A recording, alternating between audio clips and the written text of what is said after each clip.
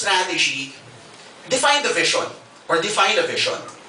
This is actually, in a way, kumbaga, different from what traditional online marketing would teach, because normally in traditional online marketing, the planning stage actually starts with the situational analysis, the self-analysis. But in this case, I would want to present it, the first step, as defining your vision or setting your goals. Right?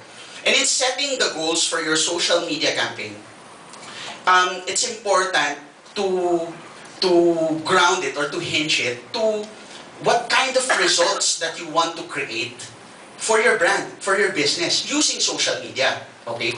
Of course, you would have a bigger goal for your business and for your organization.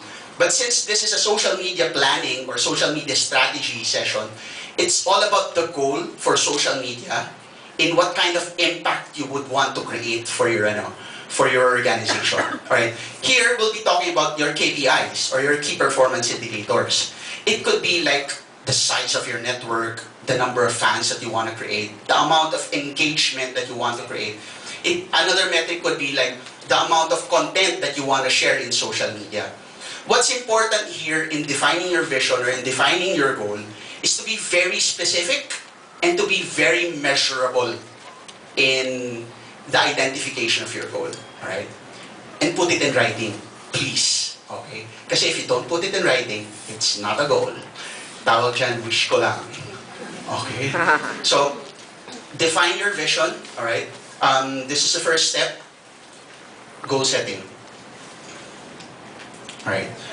Number 2, next step in creating a social media strategy is know your point A. Alright? So this is the the first step in traditional market planning, or this is what we normally call the situation analysis. Alright? This is the part where we analyze where we are right now. Alright? Kaya yung point A, yung vision kanina, that's your point B. In an analogy of, let's say, you're going on a trip. Okay? Where you are right now or where you're coming from, that's your point A. Your point B or your vision is where you want to go. Okay? So in defining your point A or identifying your point A, the kind of things that we need to identify here, of course, again, it has to be grounded on social media. Alright? It has, the things that we need to analyze here are, of course, number 1, what are the kind of social media assets we already have right now? Are we present in all the major social media networks? What are the other social media networks that we haven't created accounts yet? Alright? How often do we post? What kind of activity are we doing there? How many followers do we have? Alright? Also, very important in knowing your point A is to relate or to compare yourself, number 1, with your competitors. Or, when I say competitors, when it comes to social media, it doesn't just mean direct competitors, meaning offering the same product that you're offering. It could be an indirect competitor, meaning just competing with the visibility. Okay? Kasi let's say, for example, in my case, I highly compete with keywords like internet marketing or internet marketing Philippines. Okay? My direct competitors are those people offering internet marketing services. But my indirect competitor online in the search engines are those people blogging about internet marketing. They may not be my direct competitors, but we are competing with each other in terms of visibility. So you need to identify how strong or how weak your competitors are in social media, right? And compare them to you as a brand. Alright. Another thing that we need to check when it comes to identifying your point A is, of course, checking on the market trends. What are the opportunities? What are the trends? What are the threats? That's why in this phase, we normally do the SWOT analysis. If you're familiar with the SWOT analysis, you do your strengths, weaknesses, opportunities, and threats. Strengths and weaknesses are normally internal to you. Opportunities and threats are those things that are external to you. Alright? So, identify your point A because this is our starting point. Alright? Kung hindi natin alam kung saan tayo manggagaling, hindi natin alam kung saan tayo pupunta. Alright? Kaya parang yan eh. Diba? Gano'ng kalayo ba ang Caloocan? Diba?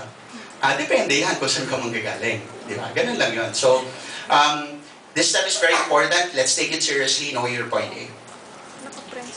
Next, so after identifying your point A and you know where you want to be, your goals or your vision, the next step is coming up with the strategy or strategizing. So going back to the analogy, the strategy is your vehicle, all right, that will bring you from point A to point B. All right. Later, I'll be sharing different strategies that have been working for me in the past few years, and I hope those strategies will work for you also. However, there isn't really a one-size-fits-all strategy for any brand. Again, it depends on your point A. It depends on the goals that you have. It depends on the kind of resources that you can put in. All right. So strategy normally, this has to be custom fit siya. Parang suit. Right? By the way, lucky suit ko rin to. Genesis. Okay. Okay. Yeah, so again, strategies can vary, and later para to make it easier for us, I'll walk you through the different strategies that I use that have been working for me. So that's number 3, strategize. Next step, create an action plan. All right. In creating an action plan, here we outline, we put it in writing, the what, where, how, who, okay, when, okay. These are the actual details, okay. If the strategy is the vehicle, the actual channel that we use, these are the actual details that summarizes the whole plan.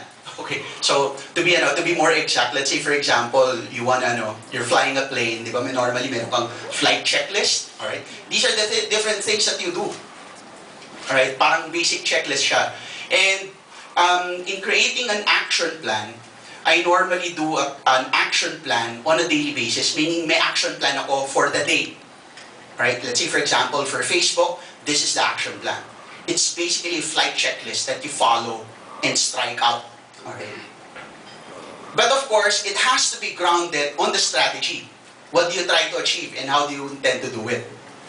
So, again, it's important for us to know that in creating an action plan, these kind of details, sino gagawa, how it should be done, how frequent it should be done, the kind of, let's say for Facebook, a very simple action plan would be, what time of the day do I need to post, okay?